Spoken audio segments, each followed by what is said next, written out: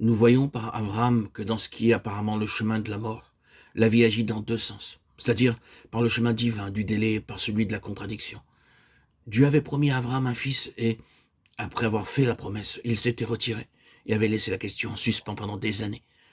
L'accomplissement différé de la promesse doit servir à enraciner plus profondément la foi en Dieu et à préparer la voie pour quelque chose de Dieu infiniment plus grand dans la vie d'Abraham. Plus long sera le délai, plus la réalisation de l'espoir devra être de Dieu, et plus elle deviendra impossible à l'homme. C'est la pensée. Dieu agit de cette manière.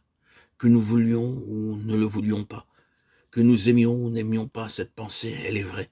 Lorsque Dieu agit réellement selon la loi de la vie, nous devons entrer dans ce royaume de la foi où les promesses de Dieu même semblent être suspendues et n'avoir pas d'accomplissement immédiat.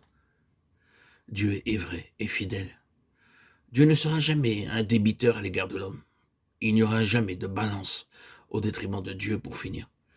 Nous pouvons être sûrs de cela. Dieu répondra à tout ce qui peut être justement et réellement attendu de lui. Et il y aura, pour finir, alors même qu'elle tarderait, une justification irrésistible de Dieu avec l'attestation de sa fidélité. Nous avons tous le désir de prendre devant Dieu une attitude comme celle-ci. Seigneur, lorsque je me tiendrai devant toi, au dernier jour, tu seras justifié de tout ce qui aurait jamais pu me faire croire que tu avais trompé mon attente. Il est essentiel pour Dieu que nous prenions cette position. Sa nature même et son caractère demandent qu'en ce jour, ceux qui se sont confiés en lui puissent lui dire « Seigneur, tu n'as manqué à aucune de tes promesses, non, et tu as fait beaucoup plus que ce à quoi je pouvais m'attendre, que ce que j'avais le droit d'attendre en Christ même. » Dieu sera à la hauteur de cela. Et pour approfondir en nous la vie, pour fortifier la vie, pour produire l'image de Dieu, pour détruire le pouvoir de la mort et l'œuvre de Satan, et pour renverser la faute d'Adam. Dieu doit nous exercer dans cette question de la foi, à l'égard de ses promesses mêmes. Il le fait.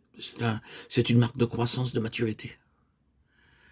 Voilà donc le ministère divin des délais. Et puis, nous trouvons le mystère divin de la contradiction. Le Fils promis est enfin donné. Mais qu'est-ce qui viendra ensuite? Prends ton Fils et offre-le.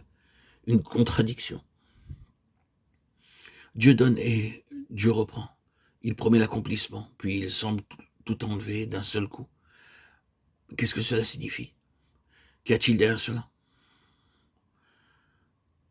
Je crois, bien aimé, que le cœur des choses ici, c'est que Dieu attire toujours à lui. Il veut que le cœur s'attache à lui, et non aux choses. Lorsque l'accomplissement des promesses tarde, c'est que Dieu cherche à amener notre cœur à la place où lui-même est l'objet de notre désir, plutôt que ce qu'il peut faire pour nous. C'est ce qu'il cherche. Lorsque nous expérimentons ce ministère de contradiction, le but de Dieu est de nous détourner des choses pour nous attirer à lui-même.